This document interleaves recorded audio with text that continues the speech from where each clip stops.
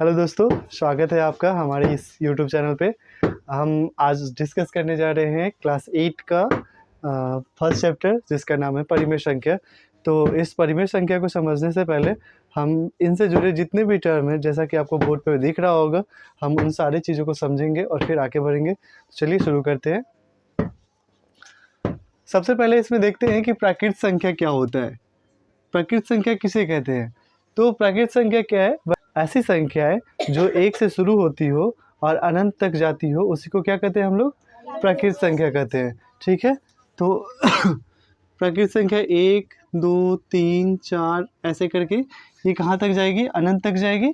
ठीक है, इसी को प्राकृत संख्या कहते हैं। आप ये टर्म देख रहे होंगे, इसका मतलब होता है अनंत। अनंत होता है, इसको हम लोग अंग्रेजी में कहते हैं इन्फिनिटी। क्या कहते हैं? इन्फिनिटी। इसलिए ये मत समझिए कि ये लेटा हुआ 8 का है लिख दिए हम, है ना। इसका सीधा सा मतलब है क्या? ये अनंत है। ठीक है, उसके बाद दूसरा संख्या जो हमारे पास है, ठीक है, वो है पूर्ण संख्या। ठीक है, पूर्ण संख्या का मतलब क्या होता है? वैसी संख्या जो 0 से शुरू होती हो और अनंत तक जाती हो, उसी को हम लोग क्या कहते हैं? पूर्ण संख्या कहते हैं। ठीक है, तो वो संख्या हमारे पास है 0, 1, 2, 3, 4 ऐसे करके बढ़ेगी, ये भी अनंत तक जाएगी ना। ठीक है, तो ये हमारी क्या कहलाएगी? पूर्ण संख्या कहलाएगी। ठीक है, अब इनके बगल में आपको दिख रहा होगा प्लस माइनस ऑपरेशन, है ना। तो हम आपको हर एक संख्या के बारे में बताएंगे कि कौन सी संख्या अपने साथ प्लस करती है कुछ, या फिर माइनस करती है, या मल्टीप्लाई या डिवाइड करती है, तो क्या होता है उसका। ठीक है, तो सबसे पहले हम प्राकृत संख्या की बात करते हैं कि प्राकृत संख्या में, तो किसी भी प्राकृत संख्या में अगर हम कुछ जोड़ते हैं तो वो एक प्राकृत संख्या ही आता है। ठीक है, प्राकृत संख्या का ऑलवेज का ये केस है कि किसी भी प्राकृत संख्या में जब हम कुछ भी ऐड करते हैं तो वो एक प्राकृत संख्या ही आता है हमको। ठीक है, वहीं पे अगर सब्सट्रैक्ट की बात करें तो प्राकृत संख्या में अगर कुछ घटाते हैं, उसमें से माइनस करते हैं, ठीक है, तो हमेशा वो प्राकृत संख्या नहीं आता है। अब कैसे नहीं आते हम बताते हैं। जैसे आप 1 में अगर 2 को जोड़ेंगे तो क्या आएगा? 3 आएगा। 3 भी एक क्या है? प्राकृत संख्या है। अब आप कह रहे हैं कि नहीं, आप 100 में 205 को जोड़ के बताइए। ठीक है, 305 हो गया, ये भी एक क्या है? प्राकृत संख्या है कि नहीं है? है ना। लेकिन अगर इसी में से घटाने की बात की जा रही हो, 205 में से 100 को घटाने की बात की जा रही हो, तो यहाँ पे माइनस में 105 आएगा। क्या ये प्राकृत संख्या है? इसके पहले माइनस लगा हुआ है, ये ऋणात्मक पूर्णांक है ना। तो ये प्राकृत संख्या में नहीं आएगा, क्योंकि प्राकृत संख्या कभी भी माइनस में होता ही नहीं है।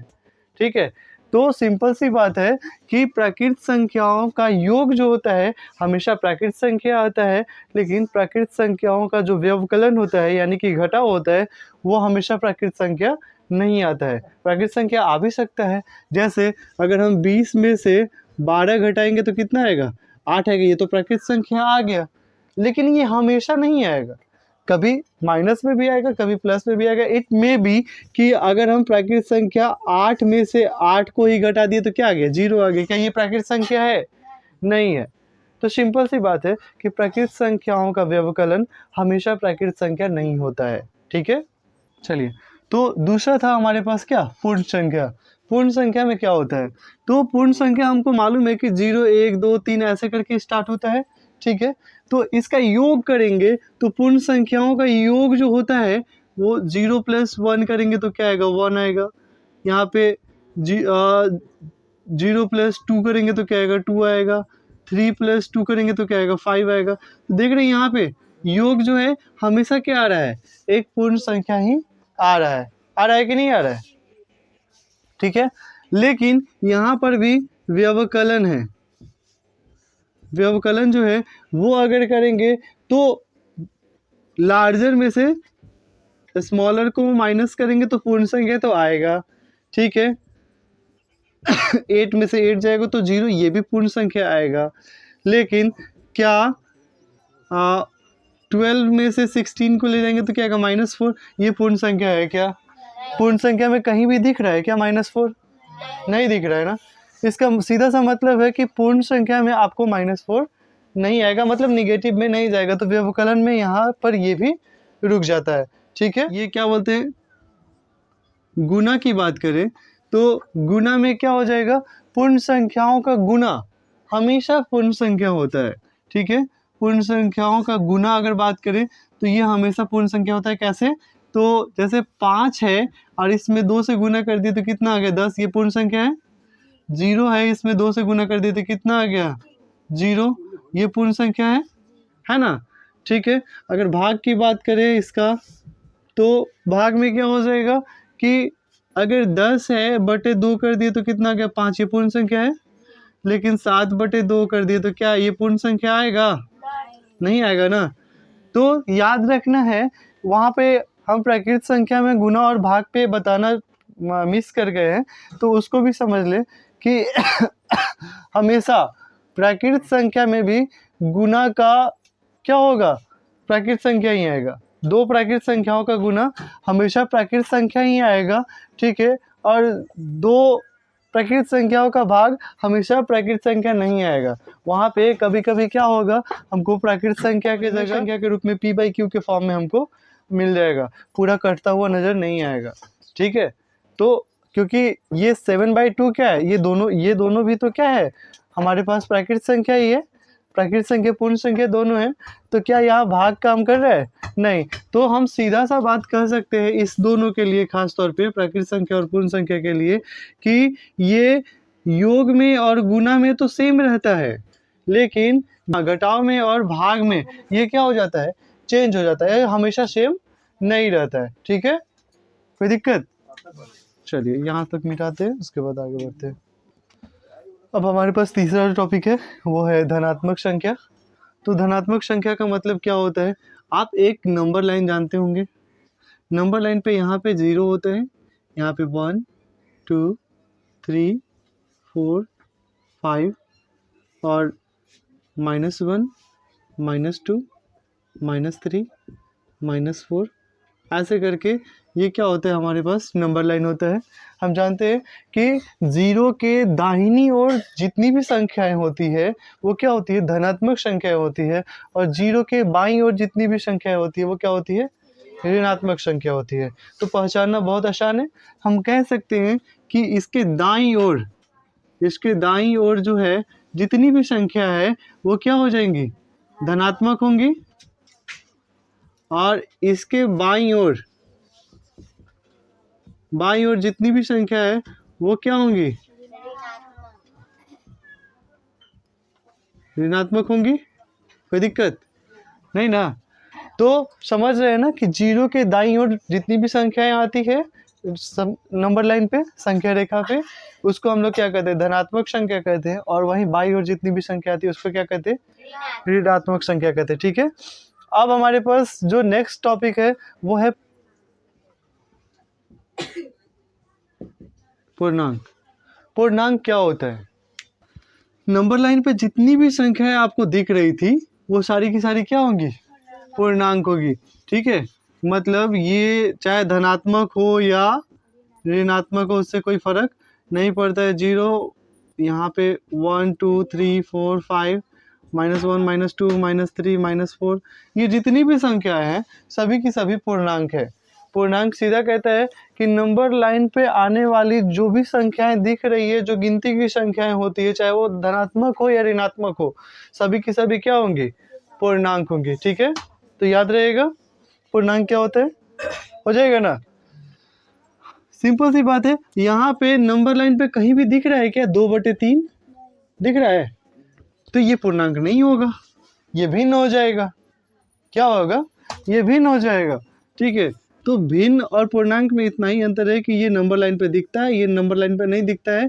इसको अगर दिखाना हो तो हम जबरदस्ती इस पे दिखाते हैं, दिखता है नहीं खुद से, इसको हम लोग क्या करते हैं, इस पे प्रदर्शित करते हैं। ठीक है, चलिए, तो पूर्णांक समझ में आया। अब उसके बाद हमारे पास जो टॉपिक है वो है क्रम विनिमयता।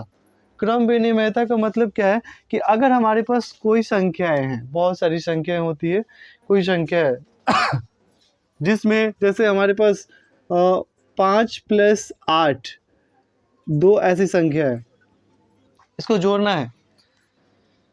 ठीक है, अमन बोल रहा है क्या कि हम 5 में 8 को जोड़ेंगे, और विक्की बोल रहा है कि नहीं हम 8 में 5 को जोड़ेंगे। अभी दोनों इसी पर झगड़ा करने लगा, ठीक है। कह रहा है कि नहीं ऐसे ही जोड़ा जाता है, ये कह रहा है नहीं ऐसे ही जोड़ा जाता है। कोई बात नहीं, दोनों शांत रहो, दोनों तरीके से जोड़ा जाता है, ठीक है। हम 5 में 8 को जोड़े या 8 में 5 को जोड़े, बात दोनों जगह क्या होगी, बराबर होगी, ठीक है। वही बात है कि चक्कू तरबूज पे गिरे या तरबूज चक्कू पे गिरे, फटना किसको है, ठीक है, सिंपल सी बात है। तो ये इसको पहले करे इसको बाद में करे, या इसको बाद में करे इसको पहले करे, उससे कोई फर्क नहीं पड़ता है। जोड़ना तो उतना ही है, आएगा उतना ही। 8 5 दोनों जोड़ेंगे तो भी 13 ही आएगा, और इधर 5 8 जोड़ेंगे जो भी हो तो ये 13 ही आएगा। ऐसा नहीं है कि अलग अलग आ जाएगा, ठीक है। तो क्रम विनिमेयता यही कहता है कि किसी का क्रम चेंज कर करके अगर हमारे पास साइन सेम है ना, साइन सेम है तो क्रम बदलने से हमारा फर्क नहीं पड़ता है। क्रम विनिमेयता का यूज हम लोग क्या करते हैं, जोड़ में करते हैं, नहीं तो गुना में करते हैं। जैसे कि 5 गुना 8 करेंगे या फिर 8 गुना 5 करेंगे, दोनों कंडीशन में हमारा क्या आएगा, ठीक है, 40 40 ही आएगा, ठीक है। तो समझ में आ रहा है कि क्रम विनिमेयता का यूज कहाँ कर रहे हैं, या तो योग में कर रहे हैं, क्या चीज़ में, योग में कर रहे हैं, नहीं तो गुना में कर रहे हैं, है ना। और किसी में कर रहे हैं क्या, नहीं कर रहे हैं ना, ठीक है। अगर और किसी में करेंगे तो फिर गड़बड़ हो जाएगा। जैसे हम बताते हैं कैसे गड़बड़ होगा, जैसे माइनस में कर दिए तो 8 माइनस 5 कर दिए, या 5 माइनस 8 कर दिए। अब लो यहाँ से तो 3 आ गया, यहाँ से -3 आ गया, क्या अंतर आया कि नहीं आया, इक्वल हुआ, नहीं हुआ। तो कभी भी क्रम विनिमेयता का यूज हम लोग योग में या गुना में ही करते हैं, डिवाइड में करेंगे तो भी गड़बड़ हो जाएगा। जैसे 4 डिवाइड बाई 2 है और यहाँ 2 डिवाइड बाई 4 कर दिए, तो क्या हो जाएगा, ये तो डिवाइड होकर के 2 आ जाएगा, ये डिवाइड होगा तो 1/2 आ जाएगा। अंतर है कि नहीं है, ठीक है। तो हम लोग किस में, माइनस में और किस में, डिवाइड में, इन दोनों में हम लोग क्या करेंगे, क्रम विनिमेयता का यूज बिल्कुल नहीं करेंगे। हाँ, जोड़ में और गुना में कर सकते हैं, ठीक है, कोई दिक्कत। अगला टॉपिक है हमारा साहचर्यता।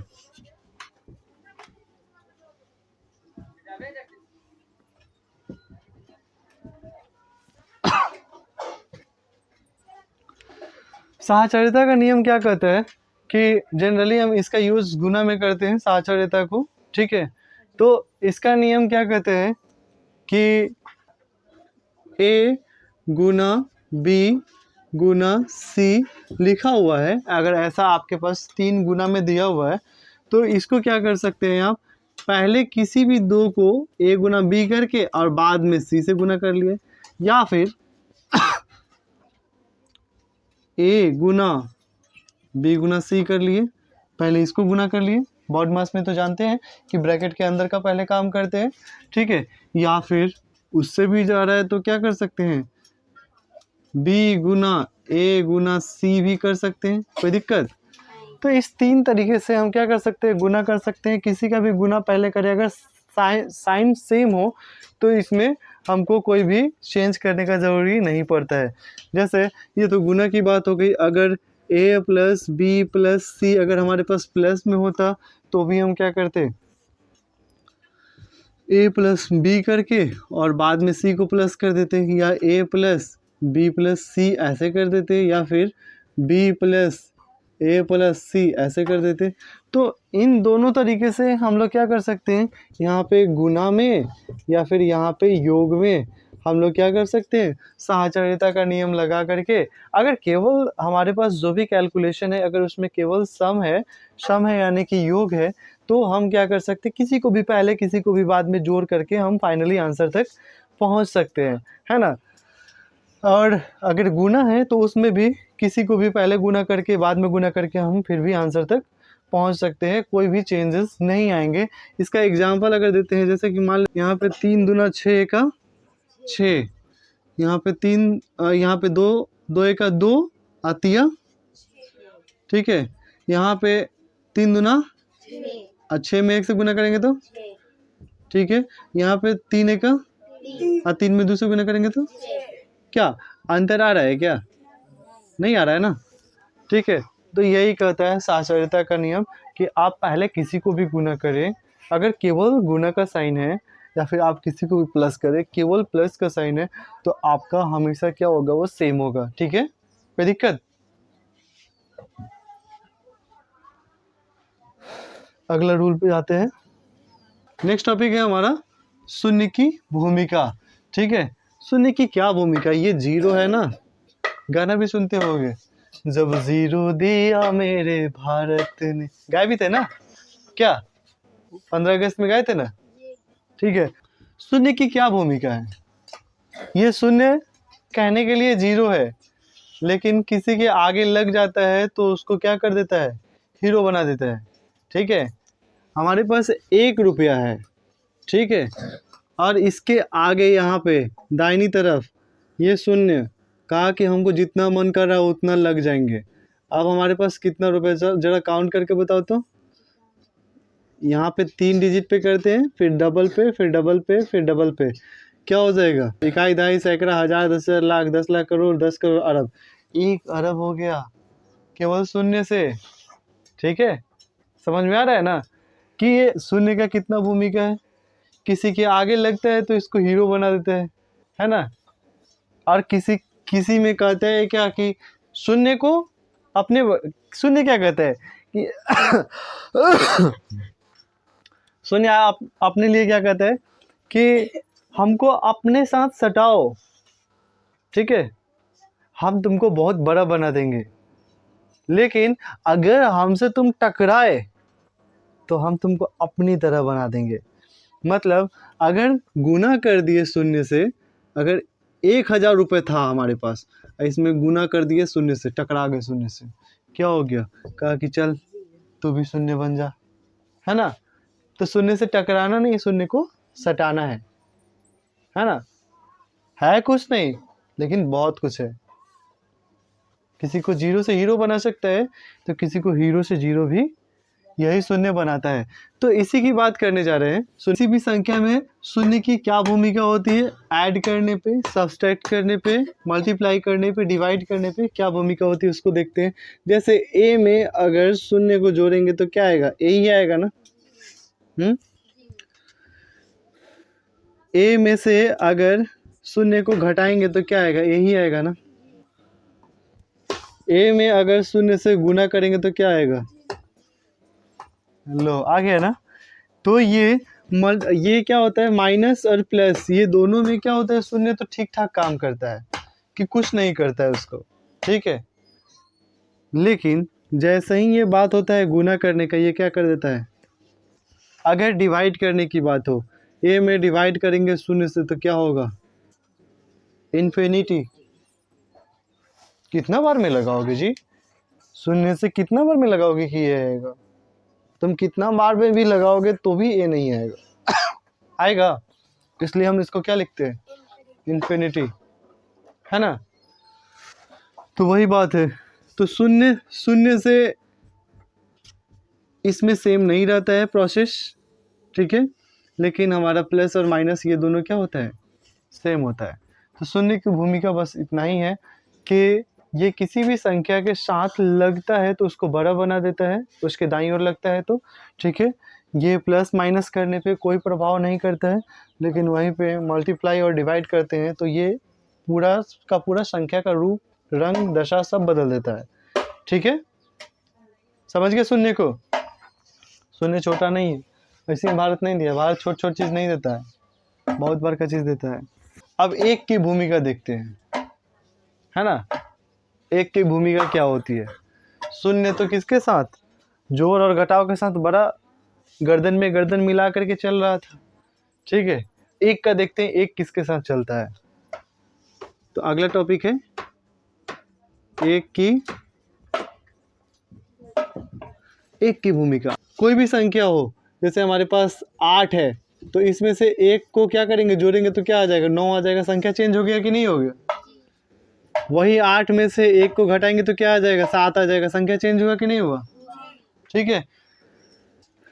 8 में 1 से गुना कर देंगे, संख्या चेंज होगा क्या, नहीं। 8 में 1 से भाग दे देंगे, संख्या चेंज होगा क्या, नहीं। तो यहाँ पे एक की भूमिका ये है कि संख्या सेम रहता है गुना और भाग में, लेकिन संख्या बदल जाता है किस में, प्लस और माइनस में, यानी कि जोड़ और घटाव में संख्या क्या हो जाता है, बदल जाता है। तो किसी भी संख्या में से अगर एक को जोड़ेंगे या घटाएंगे तो संख्या चेंज हो जाएगा, लेकिन एक से गुना या भाग करेंगे तो संख्या क्या होगा, सेम होगा।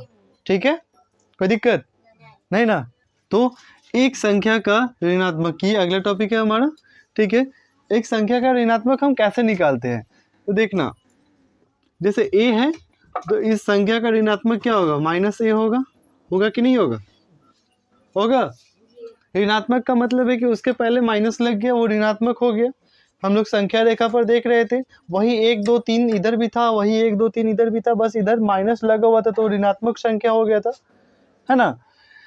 तो ये क्या होगा, कोई भी संख्या के आगे अगर हम माइनस लगा देते हैं तो ये क्या हो जाता है, ऋणात्मक संख्या हो जाता है।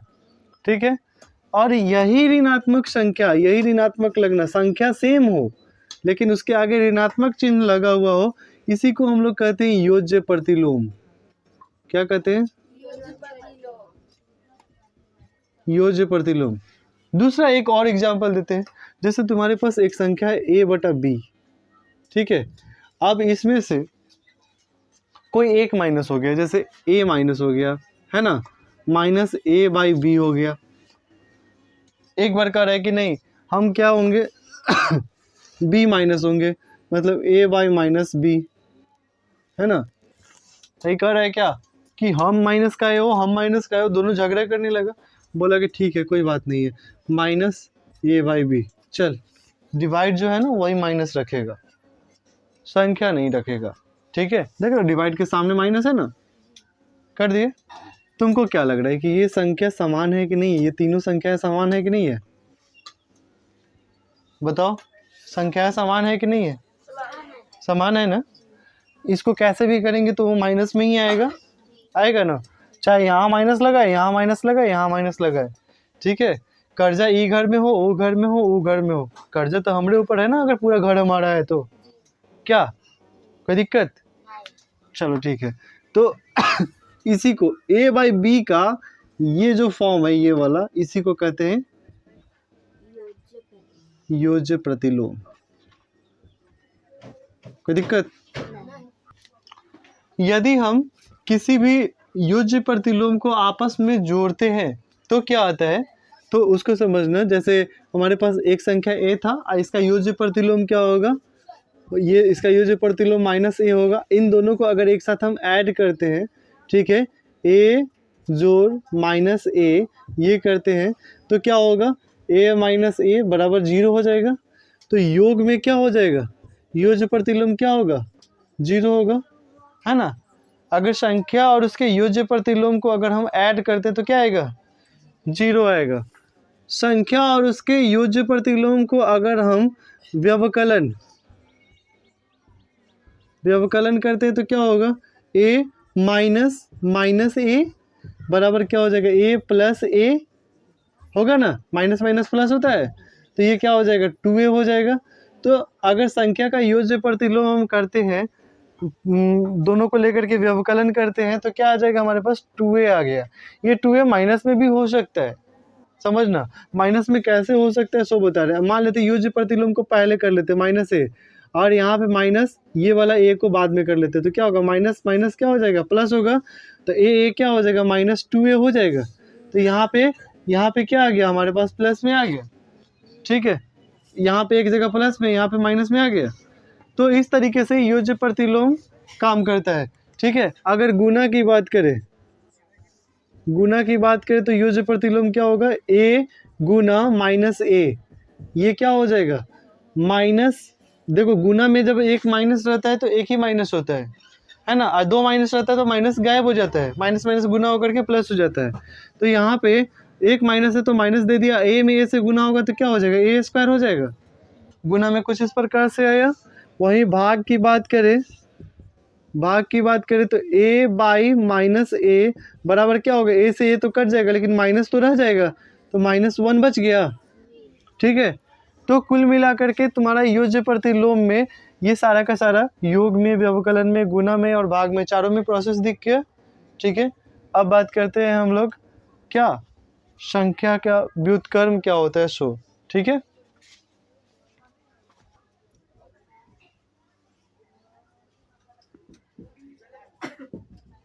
व्युत्क्रम की बात करते हैं। व्युत्क्रम का मतलब होता है गुणात्मक प्रतिलोम, ठीक है, गुणात्मक प्रतिलोम। तो गुणात्मक प्रतिलोम में क्या होगा हमारे पास कि जैसे a बाई बी है हमारे पास कोई संख्या, ठीक है, कोई संख्या a बाई बी है, या फिर हम सिंपल सी बात करें कि कोई संख्या हमारे पास क्या है a है, ठीक है। अब इसका गुणात्मक प्रतिलोम क्या होगा? गुणात्मक मतलब गुना में उल्टा हो जाना, तो गुना का उल्टा क्या होता है? भाग होता है। तो ये क्या हो जाएगा? इसका गुणात्मक प्रतिलोम b बाई ए हो जाएगा और इसका गुणात्मक प्रतिलोम 1 बाई ए हो जाएगा। होगा कि नहीं होगा? होगा ना, ठीक है। तो गुणात्मक प्रतिलोम क्या कहता है कि अगर इसका हम गुना करेंगे तो क्या हो जाएगा?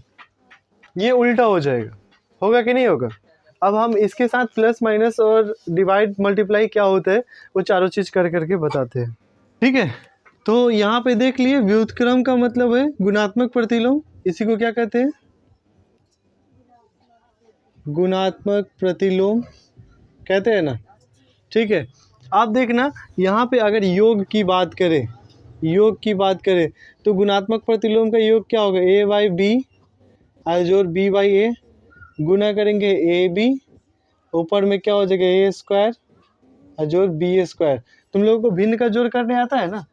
करोगे तो तुमको आ जाएगा ए से ए बी हो जाएगा, यहाँ पे बी से बी कटेगा, ए से गुना होगा ए स्क्वायर, ए से ए कटेगा, बी से गुना होगा बी स्क्वायर। होगा कि नहीं होगा? तो कुछ इस प्रकार से आ जाएगा। व्यवकलन की बात करते हैं इसमें, मतलब घटाव की, तो वो क्या हो जाएगा हमारे पास? a by b minus b by a, तो वही होगा, ए बी तो होगा लेकिन a square minus b square हो जाएगा। कोई दिक्कत? ठीक है।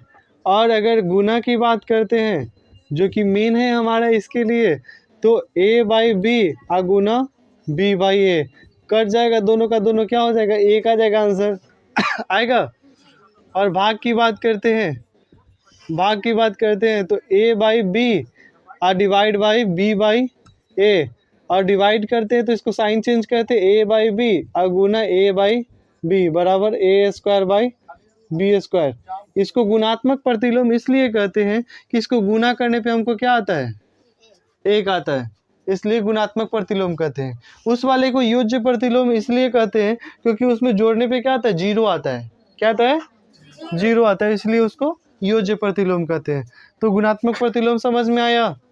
ठीक है, मिटा इसको। अब परिमेय संख्या पे आते हैं, क्योंकि इधर भी हमारा तीनों टॉपिक परिमेय संख्या का ही है और यहाँ पर भी हमारा परिमेय संख्या ही छूटा हुआ है, ठीक है। तो मेन टॉपिक अब हमारा आता है परिमेय संख्या, ठीक है, लिखने की आवश्यकता नहीं है। परिमेय संख्या होता क्या है? तो इसका साधारण सा डेफिनेशन कहता है हमारा कि वैसी संख्या जो p बाई क्यू के फॉर्म में हो, जहाँ q नॉट इक्वल टू 0 हो, उसी को हम लोग क्या कहते हैं? परिमेय संख्या कहते हैं, है ना? कहते हैं, ठीक है।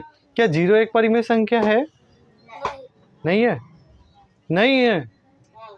अरे वाह, संख्या रेखा पर जितनी संख्याएं होती है, चाहे वो 0 हो, -1 हो, -2 हो, -3 हो, इधर 1 हो, 2 हो, 3 हो, 4 हो, जितनी भी संख्याएं आती है संख्या रेखा पर, सभी की सभी परिमेय संख्याएं होती है,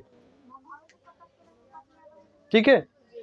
सिंपल सी बात है, जितनी संख्या आती है, चाहे वो पूर्णांक में हो या भिन्न में हो, उससे मतलब नहीं है, सभी की सभी संख्याएं क्या होती है? परिमेय संख्या कहलाती है। क्या सो रहा है? ठीक है, नहीं सोया है ना? हाँ। तो संख्या रेखा पर आने वाली जितनी भी संख्याएं हैं, ठीक है, वो सारी की सारी परिमेय संख्या कैसे हम बताते हैं? जैसे परिमेय संख्या का फॉर्म ये कहता है कि हमारा p बाई क्यू के फॉर्म में हो and q not equal to 0 हो। भैया ठीक है, q ना 0 के बराबर नहीं होने के लिए कहा है, ऐसा थोड़ी कहा है कि p नॉट इक्वल टू 0 हो, तो p को तो हम 0 ले सकते हैं, ले लिए। ये कह रहा है क्या कि कोई भी संख्या उसके नीचे बटा में क्या होता है? एक होता है कि नहीं होता है? और 0 में 1 से हम डिवाइड करेंगे तो क्या होगा, 0 ही आएगा, आएगा ना, कोई दिक्कत नहीं ना।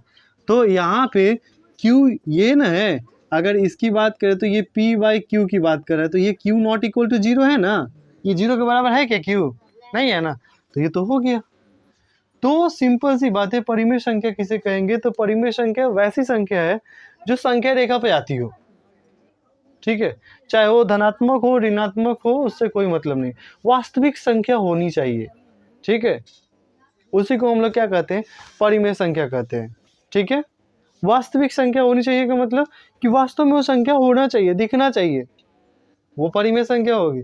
एक अपवाद है इसका, वो क्या है कि पाई इज इक्वल टू होता है 22/7, ठीक है, लेकिन ये परिमेय संख्या नहीं है, P/Q के फॉर्म में है, लेकिन ये परिमेय संख्या नहीं है, ये अपरिमेय संख्या है, क्योंकि इसका दशमलव प्रसार जो होता है वो कभी रुकता ही नहीं है। तो वैसी संख्या जिसका दशमलव प्रसार अशांत हो, अनावर्ती हो, वो परिमेय संख्या में नहीं आता है, ठीक है, समझ में आ गई बात। चलो अब हम लोग बात करते हैं कि परिमेय संख्या के लिए गुणन का योग वितरण क्या होता है। तो सिंपल सी बात है कि ए के साथ अगर हम B+C का गुना करते हैं तो क्या आएगा, देखो यहाँ पे अब ब्रैकेट में कोई भी चीज़ रहता है तो अगर वो जुड़ने वाला नहीं है तो उसको हम बाहर से जब गुना करते हैं, एक बार इससे गुना होगा, दूसरे बार इससे गुना होगा, होगा कि नहीं होगा, ठीक है, इसके साथ जो साइन होगा उस साइन लेके ही गुना होगा, है ना, अगर ऋणात्मक साइन होगा तो ऋणात्मक लेके ही होगा, धनात्मक होगा तो धनात्मक लेके ही होगा। जैसे कि यहाँ से A से B में गुना हुआ तो क्या हो गया AB, और यहाँ बीच में प्लस है तो क्या किए प्लस, A से C में गुना हुआ तो क्या हुआ AC हुआ, ठीक है।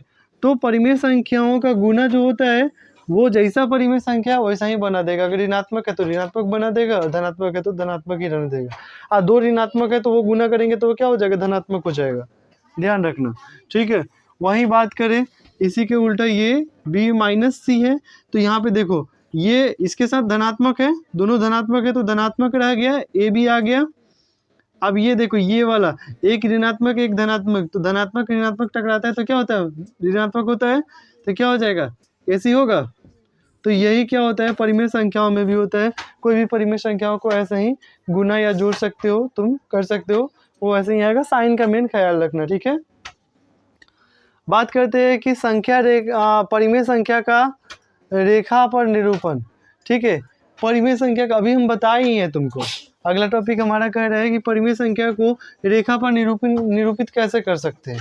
क्यों नहीं कर सकते भाई, तुमको कितना करना है निरूपण, 2/3 को संख्या पर निरूपित करना है ना, यही करना है ना। तो क्या करो, यहाँ से 2/3 है, यहाँ पूर्णांक कुछ भी नहीं है, यानी कि 0 और 1 के बीच में होगा ये संख्या, ठीक है, नीचे 3 है इसलिए इसको 3 बराबर भागों में बांट दो, ठीक है, ऊपर 2 है इसलिए काउंट करो यहाँ से 1 2, ये संख्या जो हो गया तुम्हारा 2/3 हो गया, संख्या रेखा पर निरूपित नहीं कर दिए क्या, कर दिए ना, ठीक है। इसी तरीके से हम क्या कर सकते हैं 8/3 इसको भी कर सकते हैं, पहले इसको पूर्णांक में ले आएंगे तो 3 दूना 6, 2/3 ये आएगा, आएगा कि नहीं आएगा, आएगा ना। तो अब दो पूर्णांक में है तो इसलिए 2 पूर्णांक तक यहाँ तक पहुँच गए पहले, अब उसके बाद 3 भाग में बंटना है तो 3 भाग में इसको क्या कर दिए, बांट दिए, और ऊपर में 2 है इसलिए दूसरा भाग ले करके उठा करके इसको क्या कर दिए 8/3, ये लिख लिए। तो क्या संख्या रेखा पर परिमेय संख्या को निरूपित करने नहीं आएगा, आएगा ना, चलो ठीक है। नेक्स्ट है हमारा कि दो परिमेय संख्याओं के बीच का परिमेय संख्या निकालना है। तुम लोगों को बताए थे पिछले क्लास में भी बताए थे 7th वाले में, ठीक है, अभी भी बता रहे हैं कि दो परिमेय संख्याओं के बीच का परिमेय संख्या निकालना हो तो क्या करते हैं, हम दोनों परिमेय संख्याओं को जोड़ देते हैं और बटा में 2 कर देते हैं तो हमारा बीच का परिमेय संख्या निकल जाता है। जैसे हमारे पास 2/3 है, ठीक है, और यहाँ पे 7/3 है, दोनों परिमेय संख्या है हमारे पास, है ना। अब क्या करना है इसको कि इसके बीच का परिमेय संख्या निकाल के बताना है कि इसका बीच का परिमेय संख्या क्या होगा, ठीक है, यही पूछ रहा है। तो क्या करते हैं इन दोनों के बीच का परिमेय संख्या के लिए 2/3 और जो 7/3 आप बटा कितना 2 कर दिए, ऊपर में बटा वाला काम कर लिए, नीचे में 3 आ गया, ऊपर में क्या हो जाएगा, दोनों नीचे सेम है इसलिए ऊपर में भी सेम जुड़ जाएगा, 2 + 7 हो जाएगा, और डिवाइड बाई क्या होगा 2, ये क्या हो जाएगा 7 2 9/3 होगा। अब डिवाइड बाई कितना होगा 2, 3 से 3 दिया, क्या बचेगा 3/2 आ जाएगा। तो ये क्या हो गया, इन दोनों परिमेय संख्याओं के बीच का परिमेय संख्या आया, यहाँ वाला आया ना, ठीक है। तो दो परिमेय संख्याओं के बीच का परिमेय संख्या भी हम आसानी से फाइंड कर सकते हैं, ठीक है। तो यही हमारा परिमेय संख्या का चैप्टर खत्म होता है, ठीक है। तुम लोग इसको जा करके घर पे देखना अच्छे से, नहीं समझ में आया होगा वहाँ समझ में आ जाएगा। तो थैंक यू सो मच देखने के लिए।